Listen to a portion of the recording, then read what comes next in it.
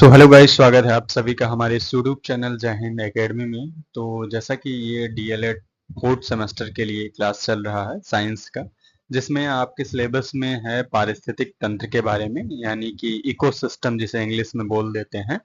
आपको बता दें कि इकोसिस्टम का मतलब होता है कि जो हमारा ये नेचर है, यानी कि जो प्रकृति है, इसका बैलेंस मेंटेन रहना, यही इकोसिस्टम कहलाता है, पारिस्थितिक तंत्र कहलाता है। यानी कि जिस सिस्टम के द्वारा, जिस तंत्र के द्वारा हमारा ये जो नेचर है, प्रकृति है, यानी कि कोई पैदा हो रहा है, खा पी रहा है, जी रहा है, उसके बाद फिर मर जा रहा है, तो ये सारी चीजें एकदम सुचारू रूप से चलती रहें, तो इसके लिए जो सिस्टम काम करता है वही आपका कहलाता है पारिस्थितिक तंत्र। ठीक है, वही आपका पारिस्थितिक तंत्र कहलाता है। पारिस्थितिक तंत्र की अगर हम बात करें, सॉरी, तो ये सारी चीजें हैं। अभी तो ये आपको ओवरव्यू आपको दिखा। अब हम थोड़ा सा आगे चलते हैं पढ़ते हुए। पारिस्थितिक तंत्र की अगर हम बात करते हैं, तो पारिस्थितिकी तंत्र की विचारधारा को सर्वप्रथम एजी टांसले ने 1935 ईस्वी में प्रस्तुत किया था। ठीक है, पारिस्थितिकी तंत्र के अंतर्गत आते हैं आपके उत्पादक आते हैं, जो कि अभी आप ज्यादा एक्सप्लेन करके पढ़ेंगे। उत्पादक यानी कि जो प्रोड्यूसर, जिनको इंग्लिश में बोलते हैं, उपभोक्ता जिनको इंग्लिश में कंज्यूमर बोलते हैं, अपघटक यानी कि डीकम्पोजर जिनके बारे में आप पढ़ेंगे। ठीक है, और इनमें कुछ अजैविक होते हैं, कुछ जैविक घटक होते हैं। ठीक, पारिस्थितिक तंत्र की अगर हम बात करते हैं, तो यानी कि पारिस्थितिकी के कारक, इकोलॉजिकल फैक्टर हम यहाँ पे पढ़ेंगे। पर्यावरण में वे कारक जो पेड़ पौधों और जीव जंतुओं को प्रत्यक्ष अथवा अप्रत्यक्ष ढंग से प्रभावित करते हैं, वो दो प्रकार के होते हैं। अब ये दो प्रकार के कौन कौन से हैं, कैसे हैं, उनको हम थोड़ा सा पढ़ते हुए जाते हैं। अजैविक हैं और जैविक, यानी कि बायोटिक और एबायोटिक फैक्टर। ये एबायोटिक है और ये जैविक है, यानी कि बायोटिक फैक्टर आपका। बायोटिक और एबायोटिक फैक्टर यानी कि जैविक कारक। जैविक कारक मतलब ऐसे कारक जिसमें सजीवता हो, यानी कि जीव पाया जाता हो। जैविक कारक की अगर हम बात करते हैं, तो पर्यावरण में विभिन्न जीवधारू एक दूसरे से आपसी संबंध रखते हैं, यानी कि जितने भी एनिमल्स हैं, जितने भी प्लांट्स हैं, सभी आपस में कुछ न कुछ संबंध रखते हैं। यानी कि कोई किसी को मार के खा रहा है, कोई किसी के सहारे रह रहा है, मतलब ढेर सारे संबंध होते हैं पेड़ पौधे के और जंतुओं के। जैसे अगर ह्यूमन की बात करते हैं, तो वो ढेर सारे पेड़ पौधों को भी मार के खाता, मतलब पेड़ पौधों को काट के खाता है, और एनिमल से भी अपना न्यूट्रिशन लेता है। यहाँ पे अगर हम बात करते हैं सहजीवन का, बात करते हैं सहजीवन, यानी कि जिसको सिम्बियोसिस बोलते हैं। सहजीवन यानी कि साथ साथ चलना, साथ साथ रहना। एक एग्जाम्पल के लिए हस्बैंड वाइफ वाला ले सकते हैं, यानी कि इनमें भी सिम्बियोसिस होता है, यानी कि सहजीवन होता है। ठीक उसी तरीके से आपका यहाँ पे है कवक व शैवाल, यानी कि जिसको लाइकेन बोल देते हैं। अब ये, हाँ, कवक और शैवाल जब दोनों एक साथ रहते हैं तो उनको लाइकेन बोलते हैं, लाइकेन बोलेंगे। ठीक, ये एक एग्जाम्पल है सिम्बियोसिस का, यानी कि सहजीवन का। तो ये बायोटिक फैक्टर है, इसको ध्यान में रखते चलिएगा। अब आते हैं परजीवी, यानी कि पैरासाइट्स होते हैं। पैरासाइट्स की अगर बात करते हैं, तो यहाँ पे हमने सहजीविता की बात की, यानी कि सहजीविता में एक दूसरे के पूरक होते हैं, यानी कि दोनों एक दूसरे के लिए फायदेमंद होते हैं। लेकिन परजीवी में अगर बात करें, तो एक घोस्ट होता है और एक होस्ट होता है, यानी कि होस्ट बॉडी पे घोस्ट जो है रह करके सिर्फ उससे फायदा लेता है, और होस्ट बॉडी को कुछ भी नहीं देता है, यानी कि एक को फायदा होता है, एक को नुकसान होता है। इसको पैरासिटिज्म कहते हैं। इसमें एक जीव दूसरे जीव पर निर्भर रहता है, लेकिन हानि हानि भी पहुंचाता है। जैसे जीवाणु हो गया, विषाणु हो गए, कवक हो गए, जो कि हमारी बॉडी में पाए जाते हैं, ढेर सारे एनिमल्स की बॉडी में पाए जाते हैं, ढेर सारे पौधों यानी कि प्लांट की बॉडी में भी पाए जाते हैं। अगर हम सहजीविता की बात करते हैं, यहाँ पे एक सहजीवन हो गया, सहजीविता हो गया आपका, कॉमन्सलिज्म ये संबंध में एक जीव को किसी भी प्रकार का लाभ या हानि नहीं पहुंचाते हैं, जबकि दूसरे जीव को लाभ होता है, जैसे लियान, आदिपाद। अब आगे हम थोड़ा सा देख लेते हैं इसके, सॉरी यहाँ पे ये ज्यादा इम्पोर्टेंट नहीं है। पहला सिम्बियोसिस इम्पोर्टेंट है, पैरासिटिज्म इम्पोर्टेंट है, और आपका प्रीडेशन भी इम्पोर्टेंट है। आपका इसको पढ़ सकते हैं। प्रीडेशन मतलब होता है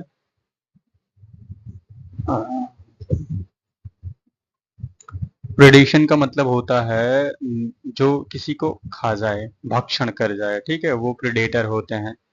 और मृतोपजीवी यानी कि सेप्रोफाइटिज्म, मृतोपजीवी जो मरे हुए चीजों को खाते हैं वो मृतोपजीवी कहलाते हैं। यानी कि जितने भी पेड़ पौधे मर जाते हैं या फिर एनिमल्स मर जाते हैं, उनका भी निपटारा करने के लिए किसी न किसी को होना चाहिए, नहीं तो इस पृथ्वी पे जो मरी हुई चीजें हैं उनकी उनका ही ढेर लग जाएगा। यानी कि वो ढेर सारी मात्रा में दिखाई देने लगेंगे। जितने भी लोग मरते हैं या फिर एनिमल्स मरते हैं, अगर उनके अपघटन के लिए या फिर उनको खाने के लिए कोई ना रहे, तो क्या होगा कि पूरी पृथ्वी पे सिर्फ लाश ही लाश दिखेगी। चाहे वो किसी एनिमल की कर बात करें, चाहे वो प्लांट की बात करें, चाहे अगर हम ह्यूमन की बात करें, ह्यूमन तो ह्यूमन में फिलहाल जला दफना दिया जाता है।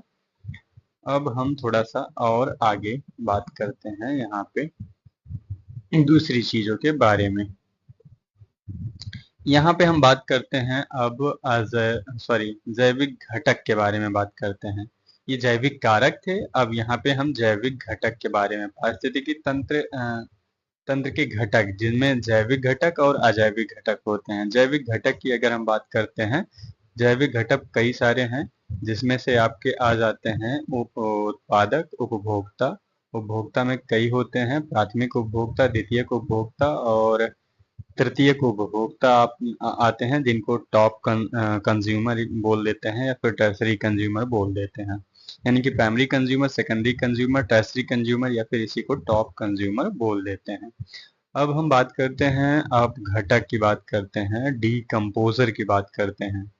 ठीक है, ये भी आपके जो जैविक कारक हैं, जैविक कारक ये भी एक एग्जाम्पल हैं आपके।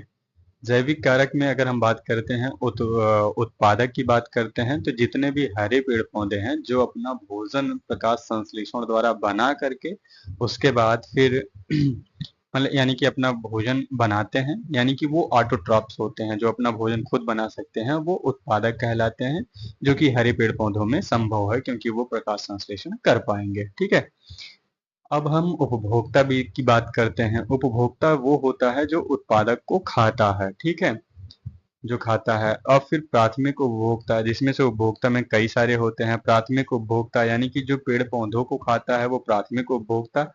अब इन प्राथमिक उपभोक्ता को जो दूसरा खाता है उसे द्वितीयक उपभोक्ता। एग्जाम्पल भी देखते चलेंगे हम। प्राथमिक उपभोक्ता की अगर बात करें तो गाय, बकरी, खरगोश जो है वो घास फूस को खाते हैं, पेड़ पौधों को यानी कि उत्पादक को खा लेती हैं। ठीक, अब द्वितीयक उपभोक्ता की बात करते हैं, सेकेंडरी कंज्यूमर। इस श्रेणी में उपभोक्ता कार्निवोरस होते हैं, यानी कि मांसाहारी होते हैं या फिर सर्वाहारी होते हैं।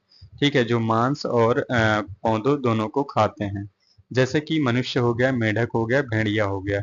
ये तो या तो प्राथमिक उपभोक्ता को खा लेते हैं या तो फिर उत्पादक को खा लेते हैं। आपको एक अभी आगे पढ़ेंगे, फूड चेन पढ़ेंगे, यानी कि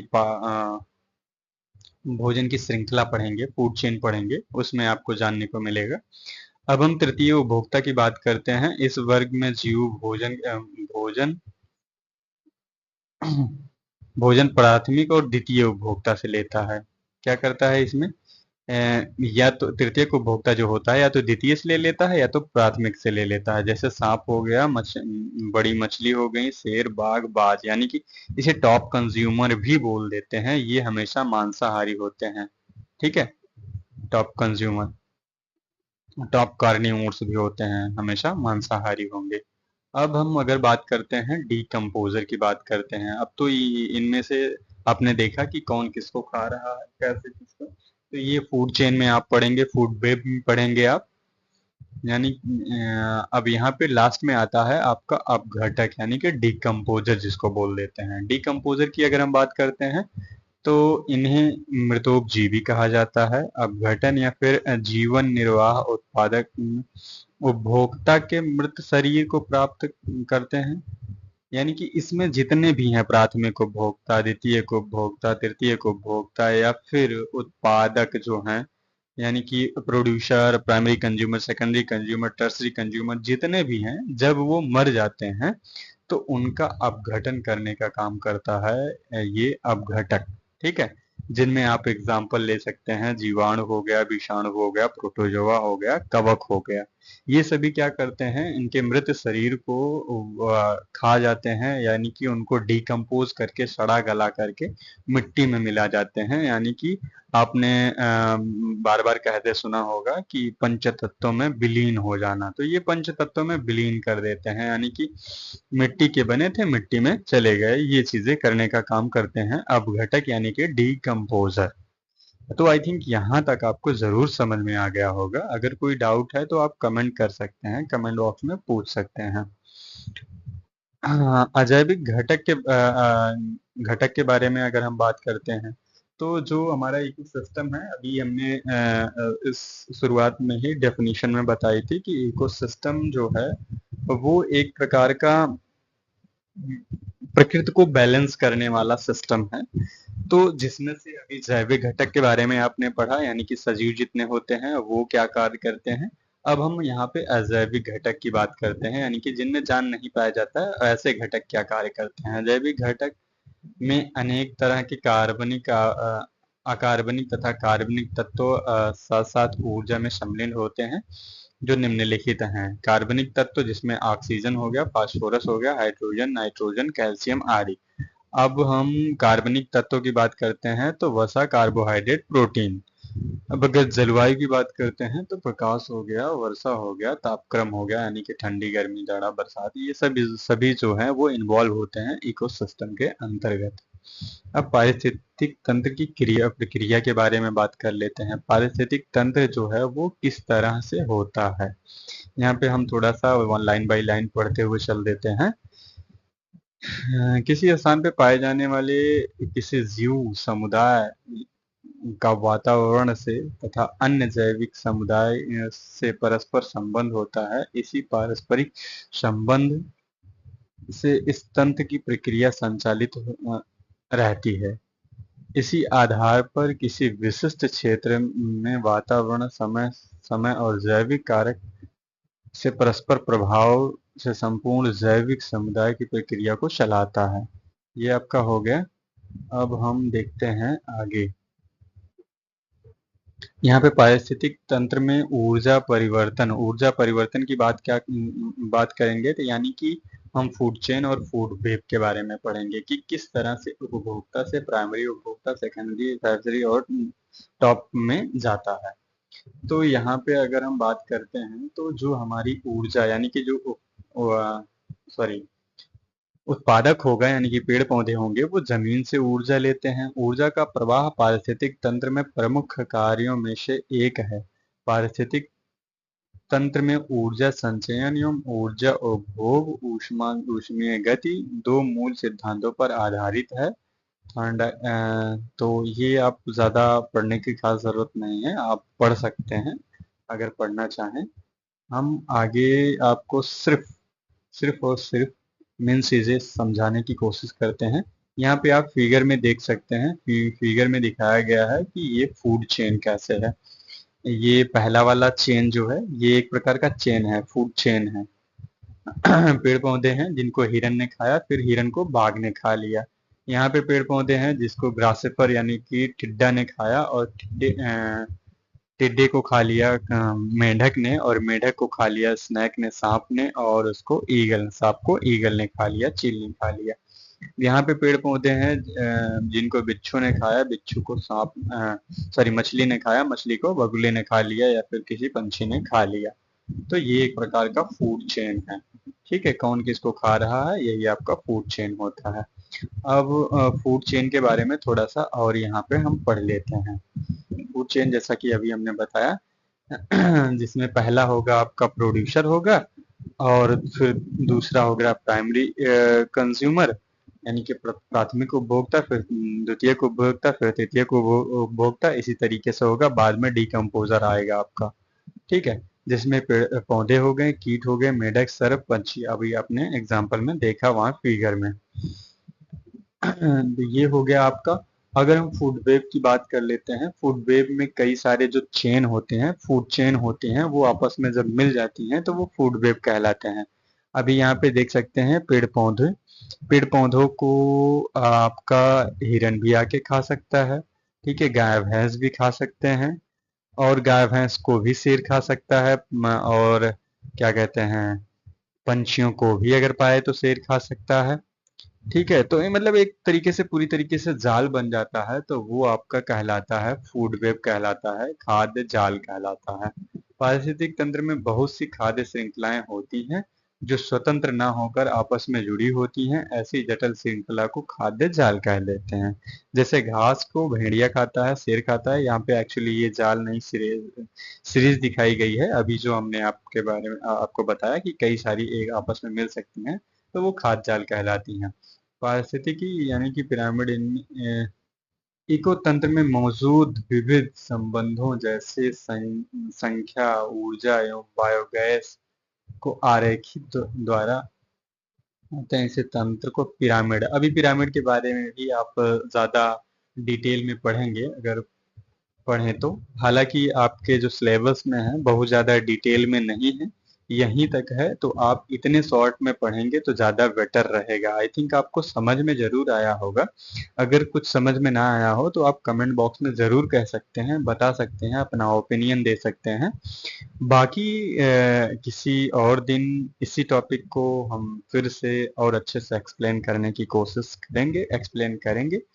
अब अगली वाली वीडियो में अगले टॉपिक पे हम चर्चा करते हैं। तब तक के लिए हमारे इस चैनल को सब्सक्राइब करके रखें, और जितने भी डीएलएड वाले हैं यानी कि बीटीसी वाले हैं उनके पास ये वीडियो जरूर शेयर करें, जिससे उनको पढ़ने में हेल्प मिल सके, या फिर कोई भी चीज़, कोई भी बायोलॉजी अगर पढ़ रहा है उसके पास भी शेयर कर सकते हैं। ये ऑल इन वन वीडियो है, यानी कि सभी एग्जाम में पूछे जाने वाले क्वेश्चंस इन सभी वीडियो में से मिल सकते हैं हमारे इस चैनल पे। मिलते हैं अगली वीडियो में। Thank you for watching. जय हिंद, जय भारत। अपना ख्याल रखिएगा।